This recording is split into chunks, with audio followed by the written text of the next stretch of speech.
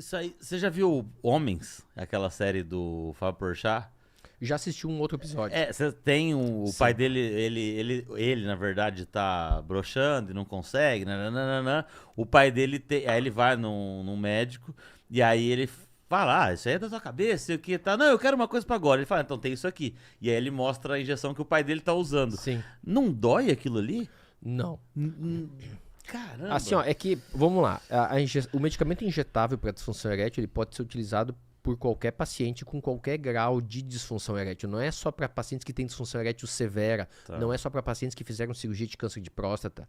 Ele é um medicamento que eu sempre falo para os pacientes, e isso é uma informação que eu até aprendi depois, quando eu já exercia a urologia. Esse medicamento injetável, ele não vai agravar essa disfunção erétil. Tá.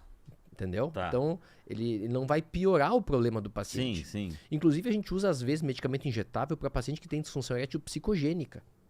É mesmo? Sim, porque é um medicamento que funciona bem nesses pacientes. E esse tratamento, muitas vezes nesses pacientes psicogênicos, a gente usa por um tempo, depois o paciente readquire autoconfiança e faz uso descontínuo do remédio. Ele para de usar o remédio. Aliás, só pra gente aqui, a gente já conversou aqui outra vez, você sabe como que funciona, a gente vai e volta nos assuntos. Você falou uma coisa que às vezes as pessoas não fazem ideia. Você fala assim, o cara tem um problema psicogênico. Sim.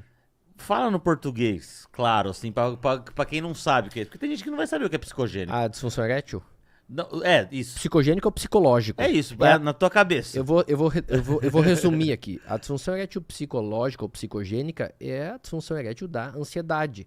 Muitas vezes ansiedade de performance, muitas vezes paciente que se separou de uma ex-parceira, uma namorada, uma esposa, e que está tentando buscar uma nova parceira, e que na hora da relação ele quer funcionar, ele não pode falhar, e isso na hora o que acontece? Aumenta a adrenalina. E o que a adrenalina faz? Vasoconstricção. E no pênis ele precisa de vasodilatação. Não vai dar certo nunca isso. Então o psicogênico geralmente a gente chama de o adrenérgico ou o adrenalizado. É o paciente com ansiedade, ele está preocupado na hora, ele tem que estar com o pênis em ereção e não pode falhar, e não pode falhar, e não pode falhar, e isso vira uma bola de neve, chega na hora, qualquer coisinha errada, falhou. Isso, a gente já falou disso, a gente já trouxe psicólogo, enfim, teve muita gente falando disso aqui, e a grande maioria dos casos é psicogênica, não é?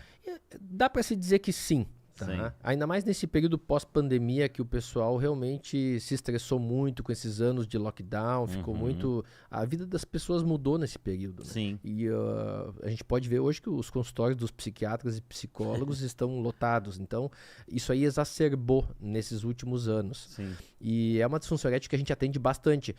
Eu não saberia te dizer exatamente na minha prática de consultório o percentual exato, mas eu diria que uma metade dos pacientes com disfunção erétil é psicogênico, mas vamos colocar os orgânicos também, que tem doença vascular ou neurogênica no pênis, paciente que fez cirurgia de câncer de próstata, paciente que é diabético.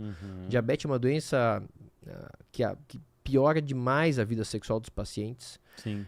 Baixa testosterona, geralmente são pacientes que têm distúrbio metabólico, que têm um mau controle do diabetes, tem glicemia alta, tem disfunção erétil neurogênica, tem disfunção erétil vascular, eles já têm uma testosterona baixa.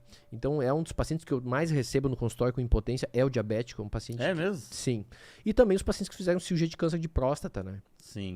Que é a disfunção erétil neurogênica, que na cirurgia de câncer de próstata, durante a cirurgia, muitas vezes os nervinhos que passam do lado da próstata e que entram dentro do pênis, eles são lesados na cirurgia. Sim. E daí o paciente perde aquele estímulo nervoso para a ereção. Isso não tem como... Não tem como não romper esses nervinhos, tipo, dentro da cirurgia, assim, dependendo de como se faz isso.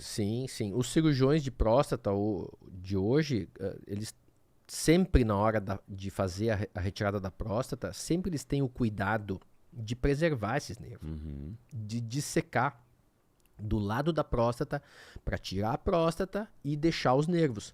Só que ao mesmo tempo eles têm que ter o cuidado de não atingir o limite e infringir esse limite e preservar demais nervos Tá. e ao mesmo tempo, às vezes, deixar tumor Deixar ali. a coisa ali, sim, Então, claro. nessa hora, o cirurgião sempre ele vai ter um pouco mais de preferência para não deixar tumor e talvez lesar um pouco mais de nervo. Sim, sim. Então, todos os cirurgiões de próstata, hoje em dia, têm esse cuidado para tentar fazer o melhor possível. Que o que ele quer? Ele quer tirar a próstata, não quer deixar tumor ali na região da loja prostática, e ele quer também preservar os nervos para o paciente depois recuperar a função erétil.